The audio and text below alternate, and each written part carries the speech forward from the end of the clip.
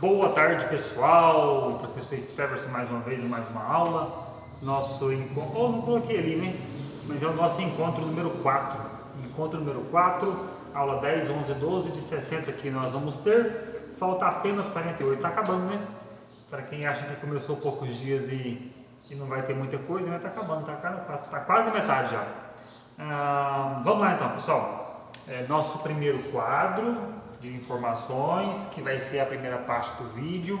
Eu quero dar continuidade aqui no conteúdo da aula de hoje, para vocês de logística, sobre o terceiro sistema de produção, que é o Toyotismo.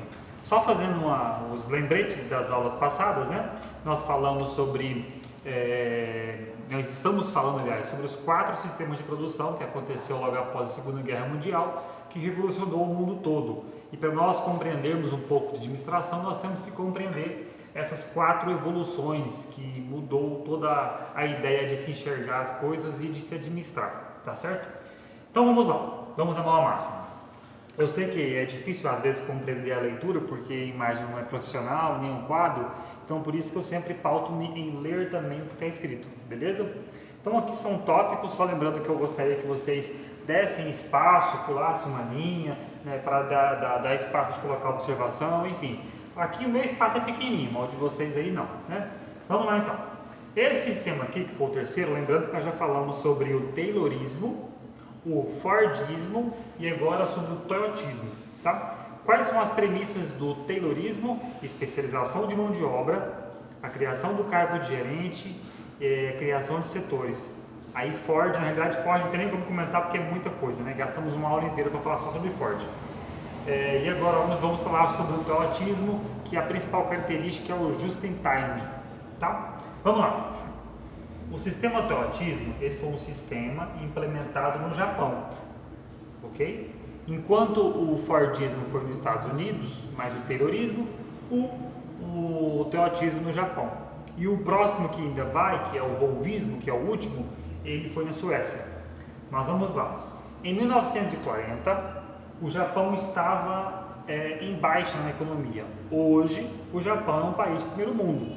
Hoje, o Japão é um país quisto pela população do mundo inteiro. O mundo inteiro quer passear no Japão, quer conhecer o Japão, quer conhecer as tecnologias do Japão, enfim. Mas naquela época, e é uma época não muito longe, não muito distante, o Japão não era a potência econômica que está hoje, tá? Por quê? Porque estava bem no meio da Segunda Guerra Mundial. A Segunda Guerra Mundial começou entre 1939 e terminou em 1945, que por coincidência, né? Eu não sei se foi coincidência que eu não vivi na época, né?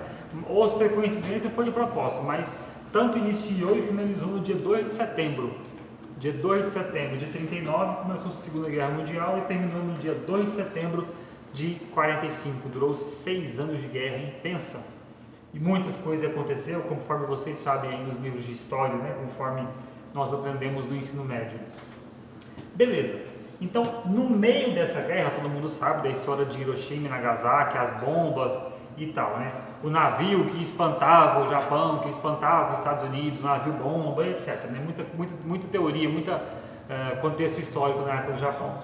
Mas enfim, voltando para a parte administrativa técnica aqui. O que tem a ver essa guerra? O que tem a ver ser feito no Japão em 1940? O que tem a ver? O que tem a ver é o seguinte, que o país, o Japão, ele tem uma pequena área, tá?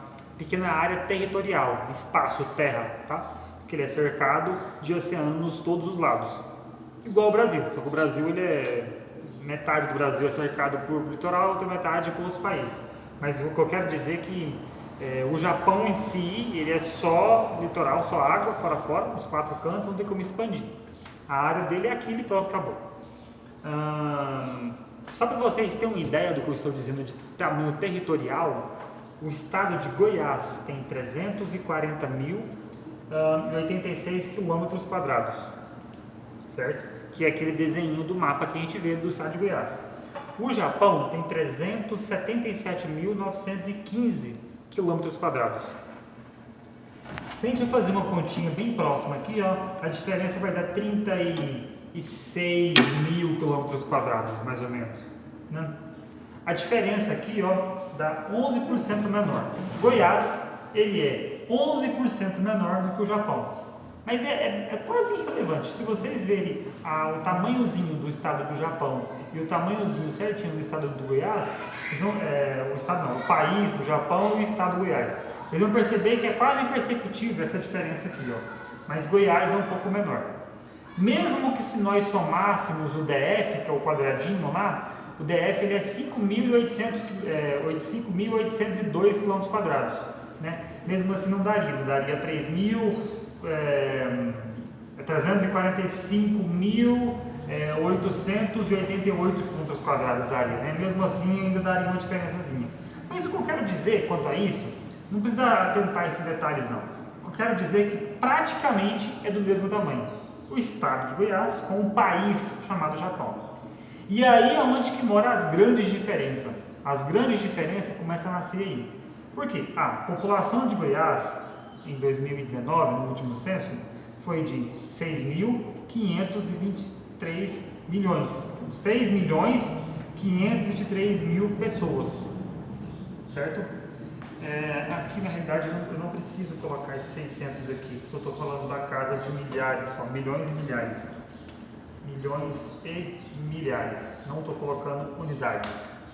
Então aqui, ó, na população goiana do estado de Goiás, nós temos 6.523.000 pessoas.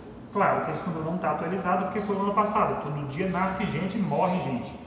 E no Japão, 125.209.000 pessoas. Convenhamos que é muita gente, né? Se a gente fazer uma outra análise aqui, ó, a população brasileira tem 209 milhões de habitantes. Se a gente for fazer uma análise aqui, ó, 209 reparte no meio, vai dar 104,5. Então o Japão tem mais da metade da população do Brasil dentro desse estado pequenininho chamado Japão. Imagina? Mas aí a gente faz uma outra análise. Professor, mas espera lá, esses números só estão passando aqui a 2019. Essa guerra aqui, tudo isso aqui que impactou, foi há 60 anos atrás. Tudo bem. Só muda as projeções, mas o percentual continua o mesmo. O que eu quero dizer é que o Japão ele teve que se reinventar, e o Japão, por ser um país, ele se tornou o país de primeiro mundo por isso, porque ele se reinventou. Ele incentivou pessoas a criar coisas novas e implementar essas coisas novas para ajudar o país a sair do caos, para ajudar o país a sair da guerra que estava, certo? E não estava numa fase econômica muito boa, ok? Por causa da área e da população do país, ó, a área é pequena, cadê a área? A área é pequena, população gigantesca. Então, o que era o grande problema de crescimento do Japão? Era muito difícil fazer estoques. Porque você pensa bem, você tem em fábricas, empresas que estão produzindo constantemente e precisa de espaço, de barracões, de áreas grandes para fazer estocagens. E lá dentro das empresas comerciais também precisa ter espaços específicos para estoque. Mesmo que o estoque não seja grande, mas tem que ter estoque. E o grande problema do Japão, lá não tem espaço. Inclusive, tem uma matéria muito bacana no Globo Repórter sobre o tamanho das casas no Japão. As menores casas do mundo estão no Japão. Casas de 1 metro, 1,5 metro de largura, né? Só que 2, 3, 4 andares. Né? Ou seja, aqui é uma cama, aqui é um banheiro, aqui em cima é a cozinha, lá em cima é outro quarto. Né? É uma matéria até antiga, inclusive, feita pela Glória Pérez. E que prova isso, né? Que é só realmente os grandes milionários para ter casas e áreas e propriedades grandes lá. Mas o fato é que o Japão é muito difícil, tudo que envolve espaço é muito difícil. Você tem um continente muito pequeno, uma população muito grande. E por lá ser o berço da tecnologia, você tem muitas pessoas querendo ir para lá, morando lá, tendo uma qualidade de vida razoavelmente boa lá, só que não tem espaço.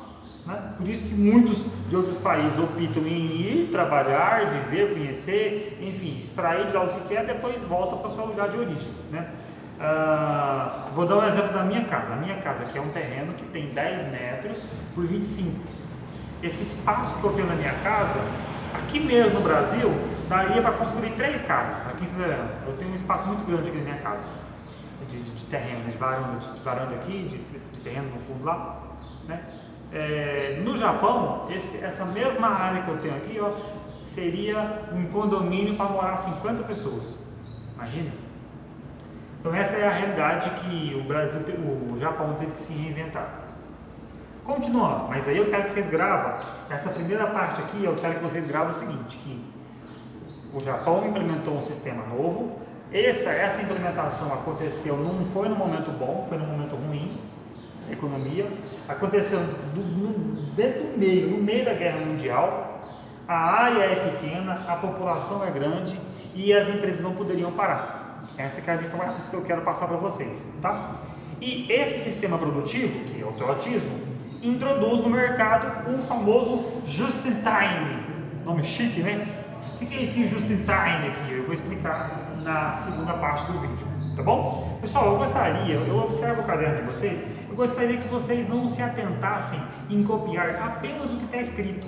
Eu falo muitas observações aqui, muitos exemplos, muitas minúcias que eu acho interessante vocês copiarem. Então não fique preso só no que, o vídeo do professor é esse, vou lá, dou pausa, copio tudo, depois eu volto, e foda-se. Não, vai lembrando que existem muitos detalhes aqui por detrás, tá certo? Por isso que eu digo, dê espaço, faça parágrafos, faça bem organizadinho, coloca de lápis, caneta vermelha e enche de observações em volta, tá certo?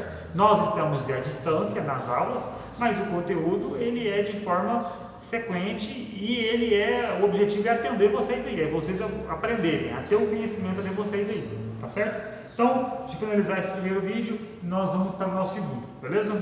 Até agora.